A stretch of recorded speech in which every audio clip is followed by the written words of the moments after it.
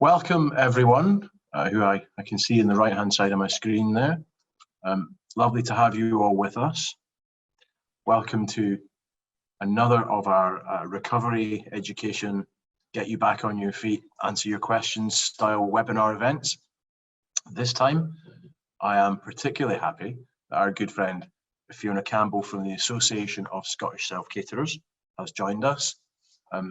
Fiona has been, as have the association, fantastically supportive to us as we have brought forward the tourism bid campaign over the past year or so. We've had a lot of help and assistance from Fiona and the association. We're very proud to be members, and we recognise that within the 400 businesses in the Tourism Business Improvement District, 240 of them are in fact self-catering properties. So self-catering is super important to us here in Moray. You guys on the right hand side of my screen will know that, because by and large you are self-caterers, and there is nobody in Scotland who knows more about fogging machines, duvet covers and letting to houses of multiple occupation than Dr. Fiona Campbell. She's not a real doctor, she is a doctor of difficult questions. So Fiona is going to give us some words, tell us a bit of a story, give us a bit of an update. We've got 2 or 3 questions which have flooded in, but if you want to submit questions as we're going on, or I suspect if you want to just interrupt Fiona and ask her stuff, I'm pretty sure that will be fine. So I will switch my video off in order to improve bandwidth, and so that you don't have to look at my ugly face for any longer than has to be. We will definitely be finished no later than 2 p.m, but we might finish earlier than that, depending on how much interaction there is. And Vanessa's just joined us as well. So I will stop myself. I will hand over to Fiona, and she will take the reins for the next little while. So thank you very much for joining us. It's my absolute pleasure. Thank you very much indeed for asking. It's a delight to be back with Visit Moray Speyside, even if it's via the wonderful world of webinars. Thank you so much. Yeah, I suppose, you know, it's great to see you guys on board here today. I want this to be a very sort of informal chat, and if I can help you, then the idea is that you throw some questions at me and I'll answer them to the best of my ability. But I suppose going a little bit of a background, I'm delighted that you guys have gone for the bid, and you'll be supporting Laurie in helping him to support you going forwards, because self-catering, as he's just said, is vital to your tourism area and to the market in your area. So we've all had a horrific time, naturally. We went from complete survival mode of people desperately keen to find out if they were eligible for any grant funding. I know that some people here may not have received anything. If they haven't, if they could mention it in the chat, it would be useful, because I might be able to give you an update on any possible new funding streams that might be coming up. Well, I'll give you a heads up in a little while. But anyway, so throughout the last 5 months, I've basically been working with the Scottish Government to make sure that people are getting the financial support that they desperately need. And thank you to anybody that has answered any of our surveys over the last 5 or so months. We did 6 surveys, which generated over 5,000 responses, which is nothing short of remarkable. It's really brilliant. And those surveys have actually been fabulous to give us the evidence that we needed to go back to the Scottish Government and say, this is what's happening, this is how dire the situation is. And we've managed to make them backtrack 5 times so far on various decisions based on funding and the eligibility criteria thereof. We then also, the SSE sits on the Scottish Tourism Alliance Council. We have been sitting on the strategy steering group, which obviously has developed the national tourism strategy, but we've obviously now had to put a COVID overlay on top of that, which sounds ridiculous, but there is such a thing. I've also been working with the Scottish Tourism Emergency Response Group, and also with the Independent Economic Recovery Group, looking at how we're going to find our way out of this crisis in the longer term, and try and make things a little bit more intelligent than they potentially have been of recent times.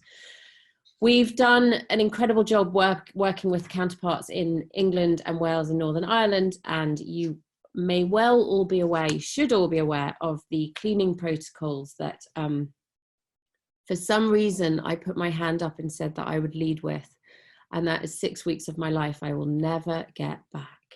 So what I don't know about cleaning isn't worth knowing. So if there's any questions about cleaning, I'm your lady. The chief executive of the Scottish Tourism Alliance calls me the Queen of Clean, and he does it completely to wind me up, and it works really well, but it's quite funny.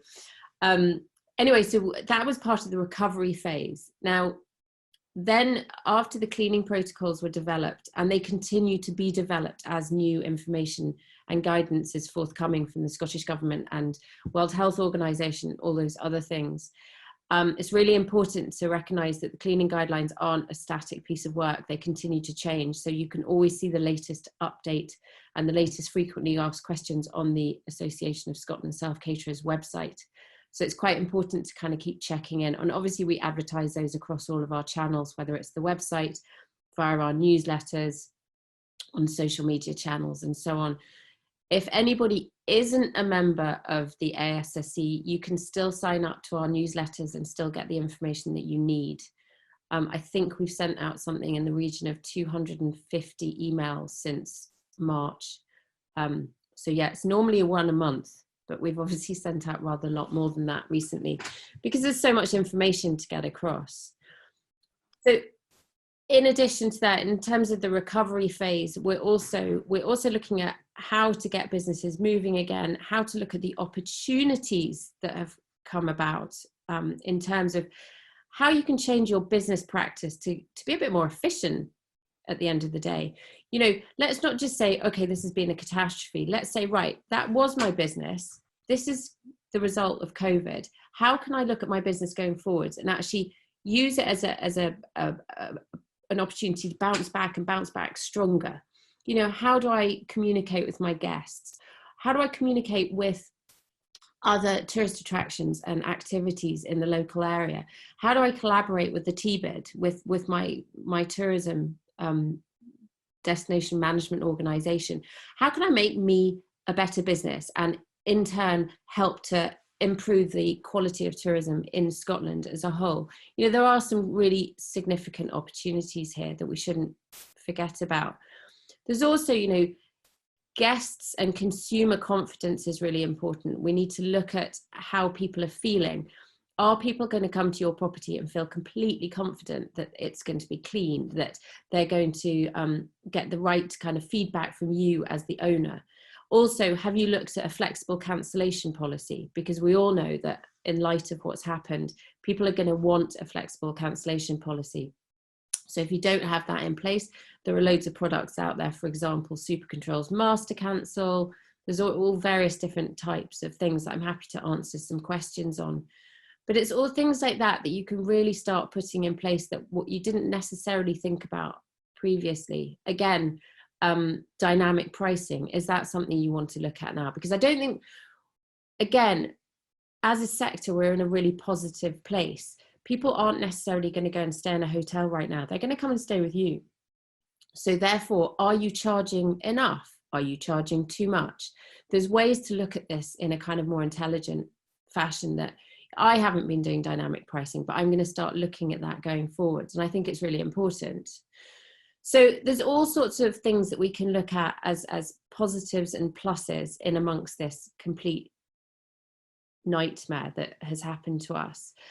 In the meantime, the ASSE is already looking at post-recovery.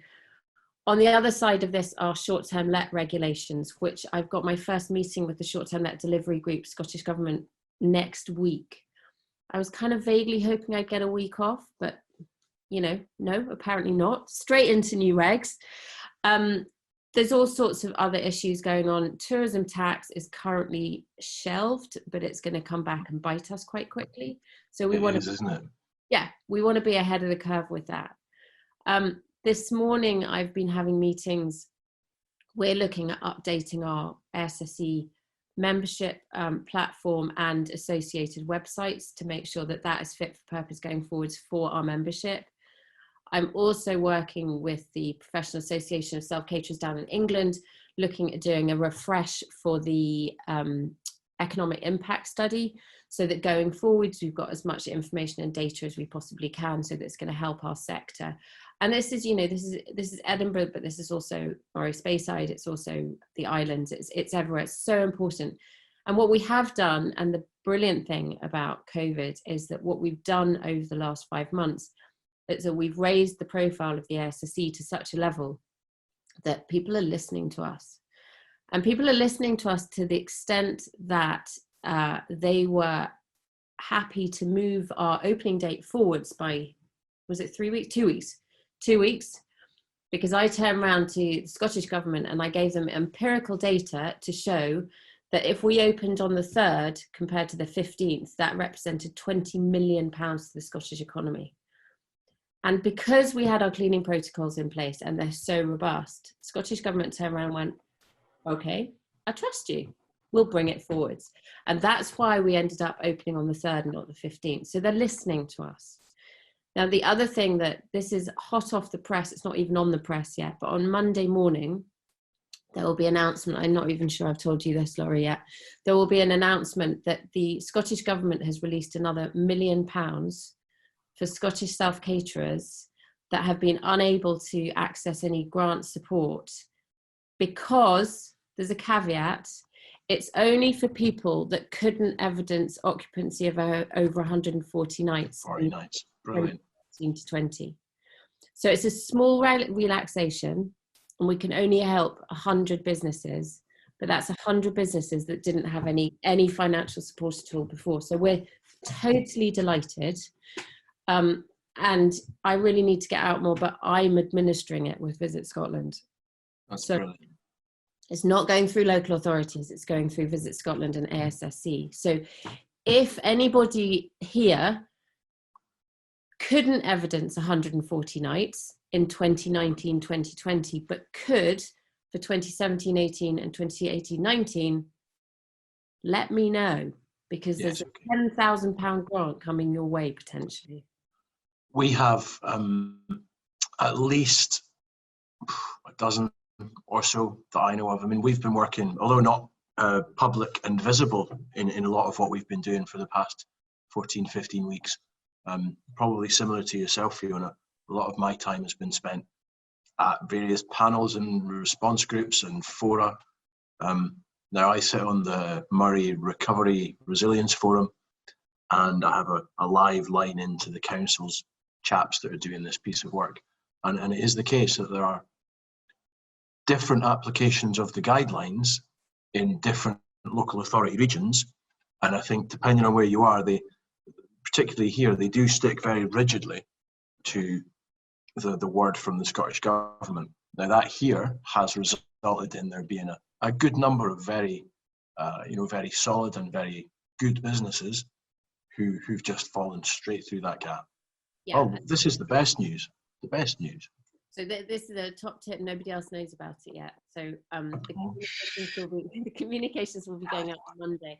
But this is the wonderful thing. This is what we've managed to do by talking and by giving them evidence. And those surveys that I kept sending out to people, the result is that we've now been given £1 million.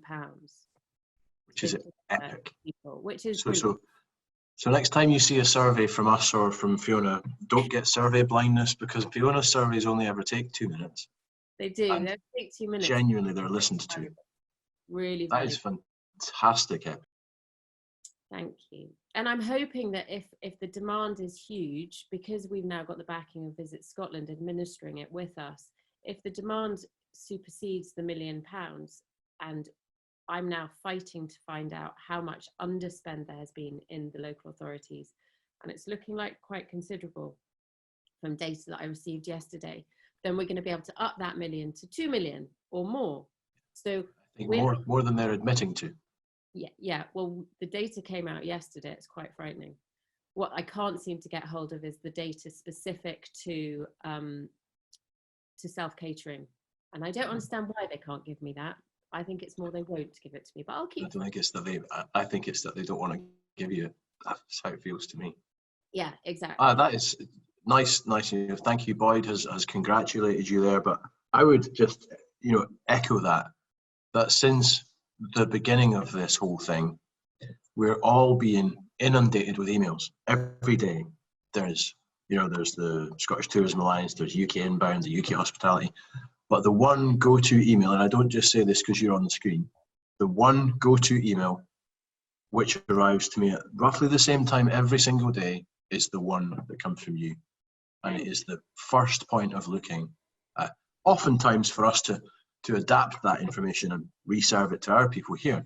But it is the single point of good, authentic, and reliable information, particularly as regards the protocols for cleaning, which have, I guess you guys were fundamental in putting together. So, Well, that's really good to hear. I think what has driven me from the start is to make sure that I am supporting the membership, but not just the membership. I've also been supporting subscribers to our newsletters that aren't members, and we totally understand that everybody's been panicking about money, quite rightly. So we have been continuing to give all the same information to subscribers, even though they haven't paid for membership, because it's equally as important to support the whole sector, not just our members.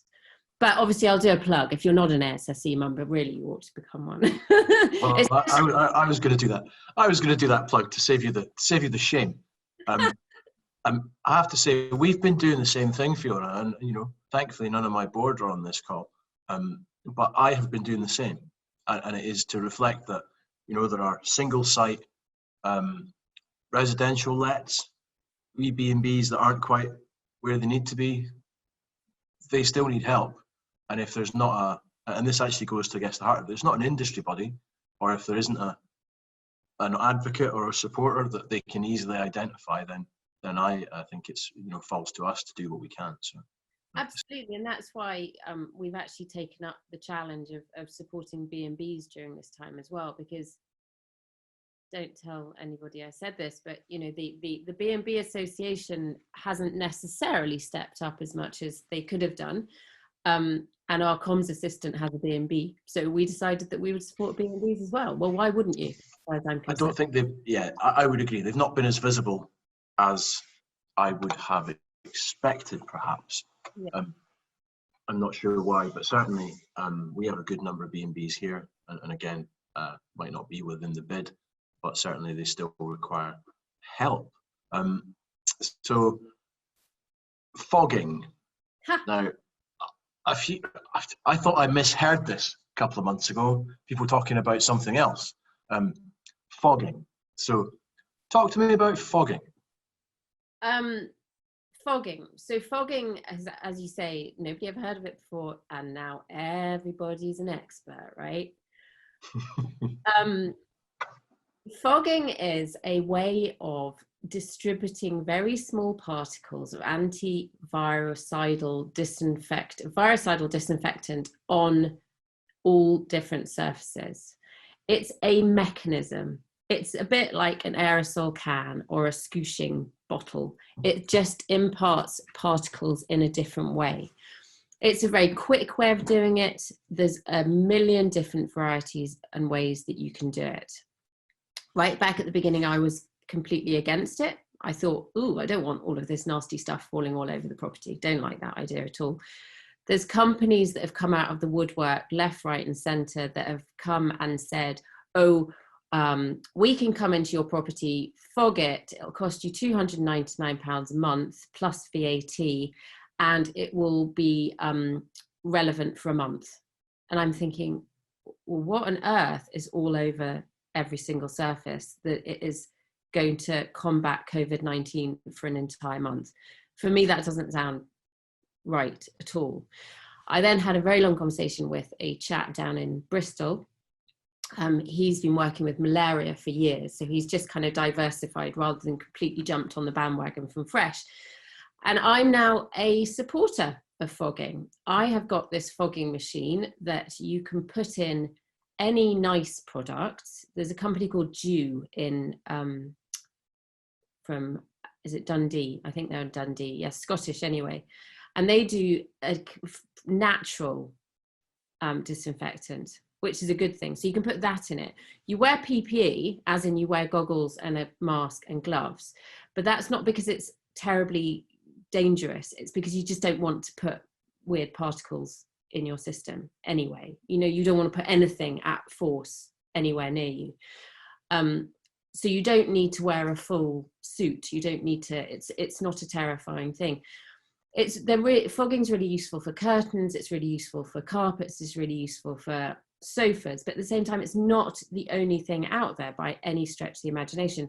The World Health Organization issued some guidance on the 14th of May to say that they didn't necessarily recommend fogging.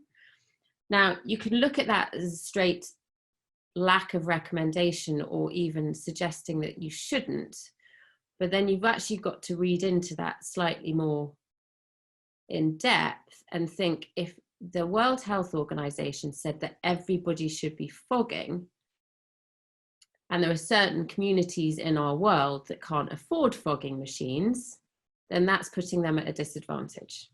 So they can't come out and say everybody needs to fog, because it's not achievable. Now, there's also companies out there that are saying that the fogging machine that I have costs 260 quid, which is a significant investment. But people are selling the exact same machine for 800 quid. You know, unfortunately, this is always going to happen.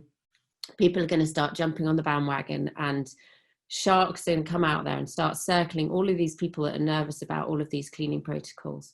So my line on fogging is, it is one method of distributing the virucidal disinfectant that you need to combat COVID-19 and all the other infectious diseases that we've been dealing with for years and years and years. And this is the other thing that's really important to note, is that COVID-19 is one thing, one virus. We deal with viruses every single year, multiple numbers of different viruses. COVID-19 is actually much easier to deal with than, for example, norovirus. So when people are panicking about this COVID-19 virus, you've got to remember that we deal with the flu every year.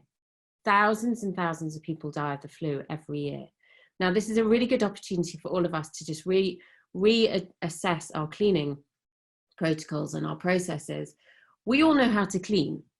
I'm going to suggest that everybody on this call was already clean. You know, their properties were clean. We just need to do a 2-phase clean right now, just to make sure that it's absolutely spotless. And it's just good practice for going forwards. Nobody wants to pick up norovirus. Nobody wants to pick up the flu. Nobody wants to pick up a cold. So actually, this is something we should technically have been doing anyway. But as I say, you don't need to use a fogging machine. It's completely up to you. In terms of soft furnishings, if you don't want to use a fogging machine, there's a really good spray that I'm using called Ramsol Sanitizing Disinfectant Spray, which is really hard to say when you're being filmed doing it. And I'm not paid by anybody to promote any of these things. This is just what I've investigated I've got 2 businesses myself, 2 properties. So I'm doing this because this is what I've investigated and found is the best thing to do. Ramsol Sanitizing Disinfectant Spray is an aerosol can, really, really simple, spray, great for hard surfaces, touch points, anything. Quite expensive, £10 or so a tin, which is quite expensive, but it's easy to use. A cheap way of doing it, your key point is you're looking for the virucidal disinfectant, which is certified EN 14476. See, I really need to get out. So you've done this before. So depressing. Nice. Ramsol sanitizer spray. I am looking at it now. There you go. See, easy peasy, right? How much is it? £7.50? Well, prices range from a remarkably reasonable £8 for a very small one, up to in the multiple 20s for big ones. But also a nice wand. You can wand it. You put it in a machine. You can do all kinds of cool stuff with it. They're quite big, the machines, like big. So where do you put that big machine when you're not using it? You just got to think about the practicalities. If you've only got one cupboard in your cottage, don't get one of those, get the sprays. And I'm guessing you can't just spray it on your guests as they arrive. that probably won't work. It would probably be quite rude. But then you also shouldn't lick your guests when they arrive either. So, you know, you've got to kind Fair point. about risk assessments. It's about weighing up the risks and mitigating those risks. Yes. I'll tell that to my dog-friendly self-caterer. Exactly. But there's an important point here, Fiona, that, sorry to stop you, which is that you're not like me in that I don't run a tourism business. I have worked in tourism for 25 years, but my continued future, and you know, perhaps quite doubtful, you know, who knows? But I'm not a working, doing the job expert in my field of being a self-caterer. So you have an extra level of, I believe you because you're actually doing it. Well, it's really handy because, yeah, I've had a self-catering business for 18 years. I've just got 2 properties, but I sleep 20 between the 2 properties. Yeah, I do this. I've been doing this for 18 years. And when it came to the cleaning protocols that were coming out of UK hospitality were just too overarching. They were too gobbledygook. They were too aimed at restaurants and hotels. So when I took on writing the self-catering sector's cleaning protocols, it was very much from a view, they are written by a self-caterer for self-caterers. So it's something that I could read myself, if that makes sense. So that, I thought that was really the critical thing. And when people say, do I need to do this? Do I need to do that? No, it's all personal choice. These are just guidelines. But, you know, I have chosen to do one thing with my duvets, somebody else is going to choose another. It's not straight down the line. So there's a question about that, right? Duvets, I'm glad you mentioned duvets. So Marjorie, who is with us today, has asked a question about duvets. So is it necessary to replace duvets and pillows between each let? And if this is the case, does it mean having 2 sets of duvets and pillows or having to leave it a day before another client can rent? You know, so do you need to replace them, or what's the There's loads of different options. ASP? Duvets. Who knew we would talk about duvets with such excitement? You can rotate your duvets and pillows, thereby, you know, one set of guests leave, you take them out, you put them somewhere and leave them there for approximately 72 hours. But the 72-hour thing, where did that come from? I think it came from some kind of Airbnb communications at some point, but everybody's jumped on this 72-hour thing. Now, you've got to be quite careful because there hasn't been a massive amount of research into how long the virus lasts on different surfaces. At one point, the thought was that 72 hours was the longest it could last. But if you look at our latest guidance, it shows that on some surfaces it lasts for 7 days. So you've got to be slightly careful. But the thought is, the theory is that 72 hours, if you take your duvets and pillows out and don't do anything to them, just leave them, don't clean them, then they should be safe enough to reuse. So that's one option. So rotation. Option 2, which is the option that I've gone with, is that you have your mattress protector. Then I've bought some terry toweling mattress protectors, which have got a polyurethane base, but they don't crinkle actually, which is a good thing. And then you've got your sheet on top. And then when you change your mattresses, your sheets, you take off the terry toweling and the sheet and wash both of those, but you've still got a mattress protector underneath just to keep your mattress nice. Then your duvets, you have a duvet protector. You can get a great one from Out of Eden, for example. Then your pillow protector, what I'm doing again is I've got a pillow protector, then I've got a terry toweling one, and then you've got your pillow slip. So you're just removing the terry toweling, pillow protector, duvet protector, mattress protector, and the sheet, and washing those. And the other option is you can take your pillows and your duvets and spray them. That would be that would be a Ramsol moment. You don't want to be spraying them with a wet disinfectant because then they're going to be wet. So it's personal choice. You know, a Hilton hotel isn't going to start rotating all their duvets and pillows. Where are they going to put them? You know, it's got to work. And this is why it's so important to write a risk assessment for your own business, because everybody's business is going to be completely different. There's no point in you coming to me and saying, can you write your risk assessment, my risk assessment for me? I can't do that. I don't know what your house looks like. I don't know how many touch points you've got. I don't know how.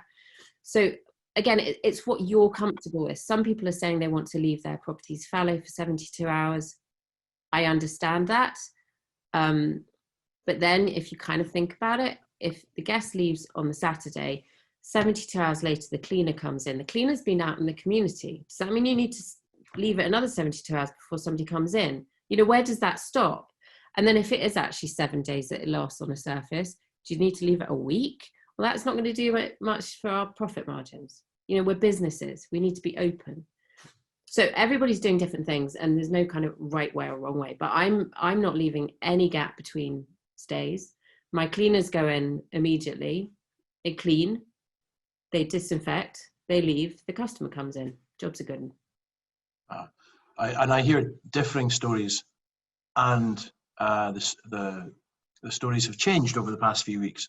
So certainly I'm very aware of the fact that, 4 or 5 weeks ago, 3-day gap was that I was hearing a lot, but now I'm not hearing that quite so much.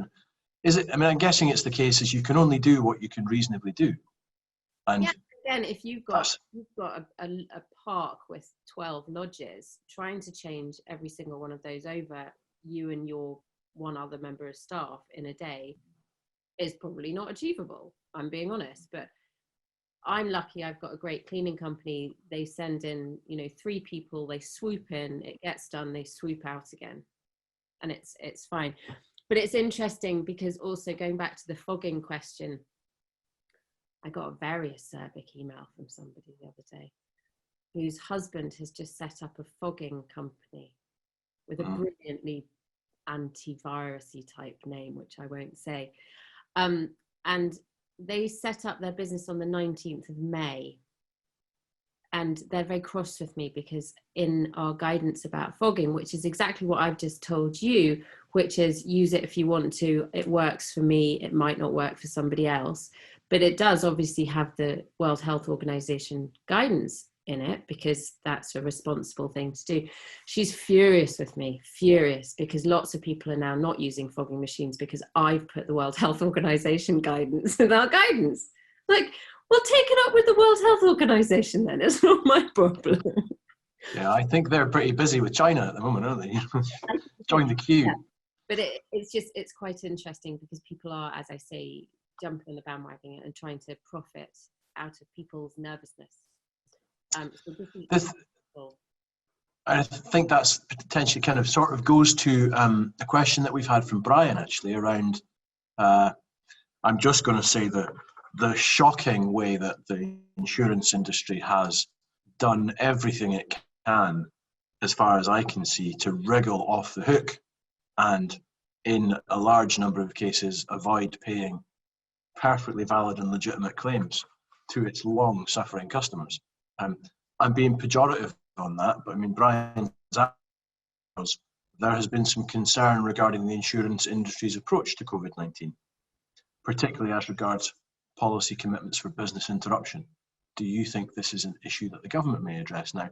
I think there's a whole bunch of stuff going on here, so I'm just going to mute myself and sit back and let you go for it. Yes, oh my goodness. I first wrote to the UK government on the 18th of March, like way back. And I said, right, this is already proving to be a disaster waiting to happen. The reason that we all pay into very expensive insurance policies every year is to make sure that we are responsible and we're covered for every eventuality. Now, I'm not suggesting that every single policy is covered for pandemics or for infectious diseases, but there are a lot of them out there that are. So insurance companies should be stepping up and paying out. And there's a thing about insurance is that, I can't remember the terminology, but basically they should assume that they should pay out before they assume that they shouldn't pay out. And what they're actually doing at the moment is the opposite. They're saying, oh, no, no, no, no, no. And they're wriggling out of it. And the brilliant thing is that we've made such a song and dance about it. And I've now written to every single MSP and every single MP in the entire land about this. I've also written to the Chancellor, I've written to Fergus Ewing, I've written to Kate Forbes, I've written to everybody and anybody that I possibly can. The Professional Association of Self-Caterers down in England and with us have just done yet another, and you may have seen via communications from the SSE, done another campaign to get everybody to write to their MPs to alert them to this. Now, the brilliant thing is we've made such a noise about it that the Financial Conduct Authority has now taken, I think it's 8, or is it 17, leading insurers, including Royal Sun Alliance, who is a biggie on this, and NFU to court, and they are currently in court. They're in court for 8 days. They've just completed 4. The FCA lawyers are basically nailing the insurers to the floor. It's brilliant, absolutely brilliant. So hopefully, fingers crossed, the outcome of this is that there will be some clarity going forwards. And it's not just the big guys that are actually in court, but this will have an impact, ongoing impact on all the different insurance providers and underwriters. So by the end of next week, the 8 days in court will come to a finish. And hopefully, the judge will find in our favour, at which point all these guys will have to start paying out. This is something of a test case then, isn't it? Sort of a class action type thing. Exactly, a test case. And the brilliant thing is we were prepared to try and find the money or crowdfund or do something to do this. But the FCA recognised it was such a problem that they've done it for us, which is amazing. So again, this is the power of lobbying, and this is the power of membership organisations to take your voices and take it up to government level, and we're heard and we're listened to. And it's just been amazing and brilliant. And the other thing, the secondary layer of that is that a lot of insurance companies like NFU had said, right, fine, we'll pay out. But if you've had a government grant, then we'll deduct that from your payouts. Yes, well, I was going to ask you about that. That is frankly just bullshit, isn't it? Pardon my French, but that's appalling. Absolutely reprehensible. I'll leave you with a swear word. I've said a lot over the last 5 months. So I thought I'd misread it. I genuinely thought I had misread it. No, so fundamentally, the grants were there to assist you with continuing business costs, to pay for your insurance, for example, because they wouldn't give you a payment holiday for that. I mean, it's absolutely astonishing. You know, my own insurance policy is £400 a month just for insurance, and yet they're not going to give me business interruption payout. Ridiculous. And so the grants for continuing business costs and the business interruption is for loss of income because you haven't had any income. Absolutely. So Lloyds and Axis have so far taken a step back and gone, all right, fine, hands up, we're not going to deduct the grant. So that's the kind of sort of phase 2 bit that we need to nail down, but it's being looked after. So, you know, I think at this stage we've done everything we can. We knew right back at the beginning that this wasn't going to be a sprint, it was going to be a marathon. The fact that the FCA got involved means that it's come to court way earlier than it would have done if it had been a civil case, if we tried to do it.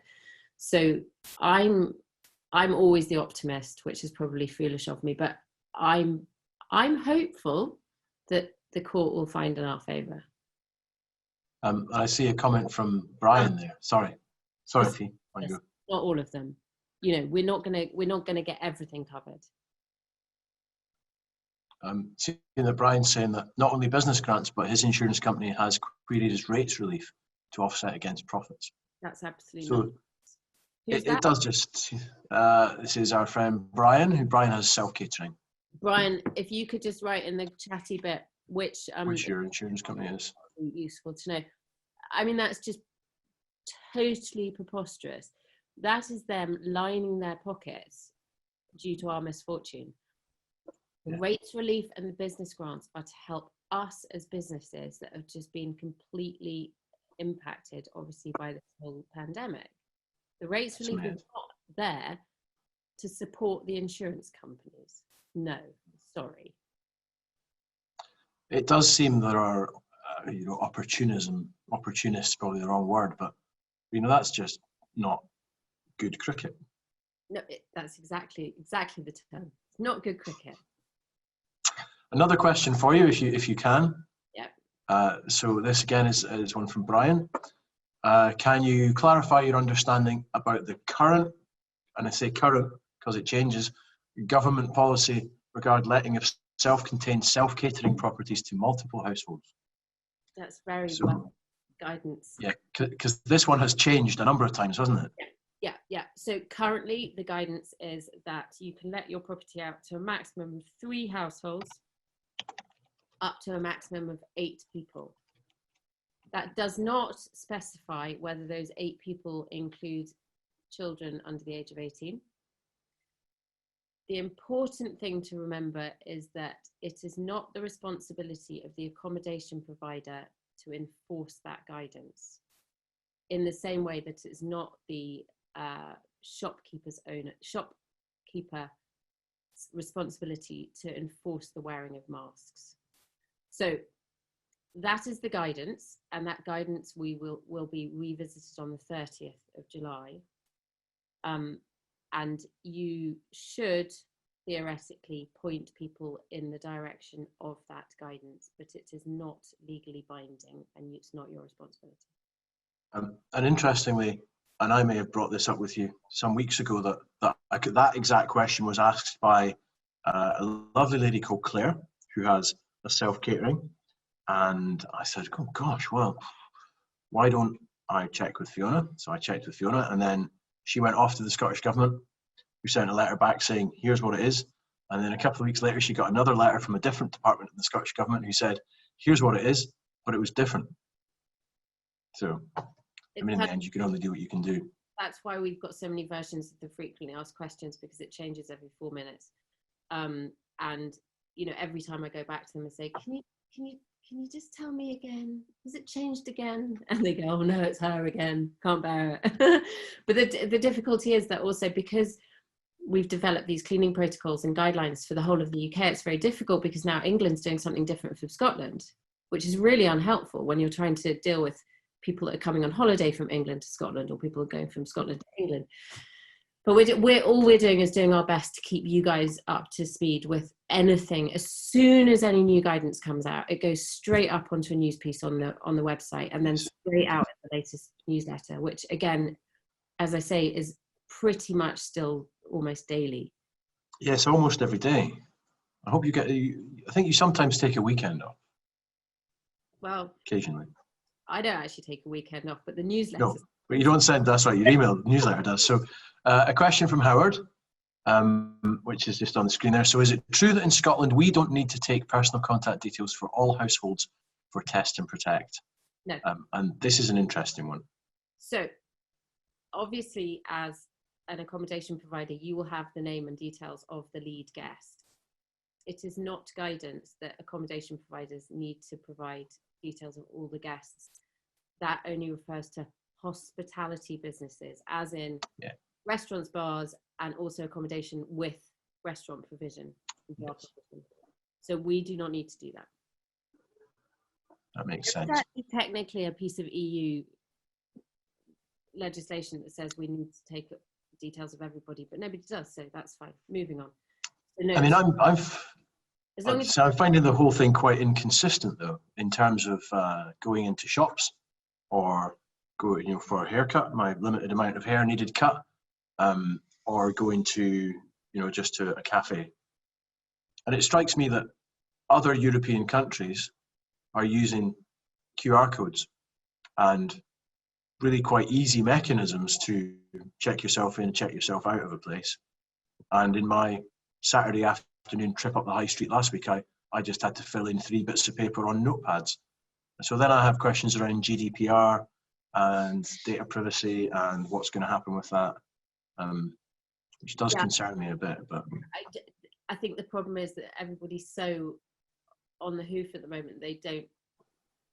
Nobody really knows what they're doing. Let's be honest. I mean, we're all just doing what we can. But when the guidance changes so frequently, it's very difficult to keep up.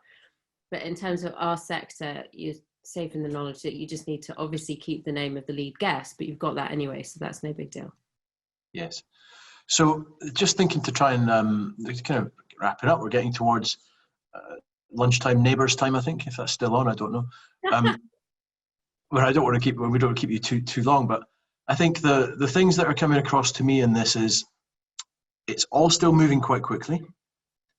That the best place to look, if not our excellent information portal, is very definitely the ASSC website via the newsletter, because actually you do send out regular updates around the protocols and around FAQs and changes in guidance. So if you don't already subscribe to the ASSC newsletter, guys, ASSC.co.uk, top right hand corner, easy to do. It's absolutely worth it, because they're right across it. And I think the other thing to say is that you're quite clearly very hooked in to the Scottish Government, which I would say, regardless of your view of the Scottish Government, they do seem to be quite responsive, and they do seem to be listening and kind of adapting what they're doing based on the evidence you're taking and based on the arguments you're making. We are incredibly lucky. It's a completely different scenario down south. My counterpart in England has an absolute nightmare. I'm incredibly lucky. I can get directly to I can email Fergus Ewing directly myself, but I can get straight to the heart of government in a millisecond, and they are responsive. And I think it's about mutual respect, actually. You know, we're doing, I think, as good a job as we can do for the sector, and they're listening to that. And, you know, they come back to us and say, how can we help? And that's how we've managed to access this £1 million, and potentially there's more coming for other sort of funds. And so, I mean, yes, we are very lucky. I've developed relationships in the last 5 months I had no idea I was going to develop. It's been incredible, really interesting. But just, you know, we do have challenges ahead, and those challenges are going to affect everybody on this call. The short-term let regulations is a massive threat. And I'm going to spend from next week until December fighting to make sure that we don't get lumbered with a whole bunch of regulations that are completely disproportionate. So if you're not a member of the SSC, please become a member, because we need all the help you can get, because having your voice behind us is how we get things done. Now, just on short-term letting regulations. So this, I might be wrong on this, but it feels to me that we've been, to an extent, in the Highlands and Moray and the North, if not protected, but certainly insulated from the nonsense that's going on in the Central Belt, if I put it that way. That this is, as far as I can see, driven by angry people in Edinburgh who are annoyed that their flats are being let out to holidaymakers. And that's oversimplifying it, but it's not really. It does seem just a okay. It's not oversimplifying it. It's exactly what the problem is. Unfortunately, those angry people and our good friend in the Green Party have made such a song and dance about it, that what they do. And, you know, actually in places like Skye and elsewhere, there's a big issue with Airbnbs. And the net result of that is that they are going to introduce these short-term let regulations that are completely disproportionate to everybody apart from people in Edinburgh and not even on Skye. I did a piece of work at the beginning of this year, God, that feels like centuries ago, which evidences that self-catering and short-term letting does not have a negative impact on housing stock. It doesn't. There are 5 times more empty homes as there are self-catering units in Scotland. I've done all sorts of reports in order to help to give the data to make informed decisions.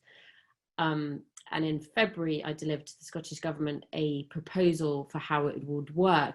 The difficulty is, and the threat that there is for the people here today, is that they are trying to put a plaster cast where really they just need to put a plaster on a cut on a finger. And they're trying to do something far too overarching. And this is exactly the same as, I don't know if anybody was aware of the Planning Scotland Bill, which came into effect in 2019. And but Mr. Whiteman the Green MSP wanted everybody that does self-catering to get change of use planning permission. Change of use. Everybody. So everybody in Moray Speyside, everybody in Argyll, totally unnecessary. So I spent 10 months working with the Scottish Conservative Party. I'm completely non-political, by the way. I just work with people that are going to do what I need them to do. And the Scottish Conservatives backed my proposal, which was the short-term let control zone, which is if there is a proven problem or proven impact on housing stock from short-term let, then you can implement a short-term let control zone. So that 10 months of work and changing the planning bill meant that you guys aren't going to need to go and get planning permission. So that was a huge, huge win for the whole sector, apart from the ones in Edinburgh. Yes. But then, you know, as a former, when I grew up there and I lived there for many a year and was responsible for Edinburgh's Hogmanay for a number of years, and I don't remember people complaining about there being lots of tourists and lots of economic benefit and it generally being a good thing. Yeah, until it wasn't a good thing. The problem is that there's a very small disgruntled group of people who are being very vocal, and that's the wonder of social media, because they can get this out there without actually putting a name to themselves, or they're anonymous basically, and you know they're desperately just anti anybody doing short-term letting. It's their God-given right to be able to move into a very lovely plush apartment on the Royal Mile for 20 quid a week. Sorry, dude, it's not how it works anymore, is it? Yeah, no, quite. Not at all. Gosh. And it's about residential amenity, and they're sort of saying, oh, there's no, you know, communities are being hollowed out. That's one of my favourite expressions. When was the last time somebody... You spoke to your neighbour. Yeah, went and had a cup of tea with the next door neighbour. I mean, seriously, this is not the 1940s, unfortunately. It's called change. Life moves on. Yeah. Life is different. Yeah. But again, these are the same people that are jumping up and down about short-term lets and shared stairwells and where's the guidance. And Fiona Campbell's an awful person. She's dreadful because she hasn't given any guidance about shared stairwells. They didn't have a problem when there was key workers staying in the shared stairwell, coming home from hospitals, carrying God knows what. But now they've got a problem with tourists. Go figure. But these are some of the challenges. But what I don't want to happen is that those challenges that we're facing in Edinburgh to negatively impact somebody in Moray Speyside. Because there's just, so that's what I need to make sure that I'm ahead of. I'm not reacting to it. I'm proactively fighting against it. Well, I'm obviously very grateful that we're reasonably hooked into the big self-catering machine. I hope that the guys and girls on this call, and as we go forward as the tourism bid, our 240 self-catering bid levy pairs will begin and will continue to see the benefit of our work with you and our positive relationship with you. I am very grateful for your time today. Yeah, and as Howard says there, please congratulate Fiona for a fantastic job. Long may it last. You are absolutely, genuinely, I would say, something of an inspiration to many of us. And the way you do your work should be, I think, seen as an example of widespread good work done for the right reason without worrying about party politics or geography or anything like that. You've just done an absolute blinder since February. So thank you very much. Thank you. It's been a pleasure. And anything I can do to help you guys, just let me know. Well, thank you. It's been an absolute delight. I think Brian will send through some details to me about his insurers. I'm going to thank you again on Howard's behalf and on behalf of everyone else on the call, including our mystery phoner inner. I always love a phoner inner. So we don't know who they are. Could be my dad. Making sure I wasn't swearing. But thank you, everybody. We will send out, if appropriate, possibly edited, and certainly not before Monday, we will send out the recording of this webinar. I mean, I would ask that as regards the little tip-off that we got in here, keep that under your hats until you see it in the papers, guys, because that might be... It'll be on our website on Monday. Great. So that'd be the one. Yeah, well, you know, gosh. We're still waiting for government sign off, so it literally is so fresh. Well, you better get it before 2:30, otherwise I think everyone goes home then, don't they? The Scottish government packs up at 2:30 on a Friday afternoon. So thank you again. Thank you to everyone on the right-hand side of my screen. Thank you for spending the time, for bringing us questions, and for you seeing the value in both the Association of Scottish Self-Caterers and hopefully Moray Speyside Tourism Bid. So thank you guys. Have a lovely weekend, and may your self-catering properties be fully booked for the foreseeable future.